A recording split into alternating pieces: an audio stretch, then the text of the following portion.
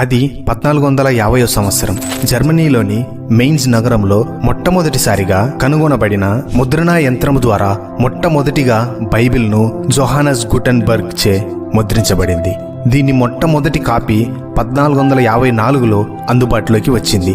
ఈ బైబిల్ కాపీలను లాటిన్ భాషలో ముద్రించారు. ఈ గుటెన్బర్గ్ మొదటిగా 180 కాపీలను ముద్రించారు. వాటిలో ప్రస్తుతం 49 మాత్రమే అందుబాటులో ఉన్నాయి. వాటిలో మొట్టమొదటిగా ముద్రించబడిన 3 కాపీలకు అత్యంత ప్రాముఖ్యత కలిగి ఉన్నాయి. వాటిని ధనికులు కోట్లు డబ్బులను ఇచ్చి కొంటూ ఉన్నారు. దాన్ని అన్ని కోట్లు పెట్టి కొనవలసిన అవసరం లేదు, కానీ వారు కొంటున్నారు అంటే దాని విలువ వారికి తెలుసు కాబట్టి. కొంతమంది దీన్ని ముద్రించే ముందు బైబిల్ లేదా అని అనుకుంటుంటారు. అలా ఏమి కాదు. ఎప్పటి నుండో వాక్యం ఉంది, కానీ అది ముద్రించినది కాదు, చేతితో వ్రాయబడి ఉన్నది. వాక్యము ఆది నుండే ఉన్నది.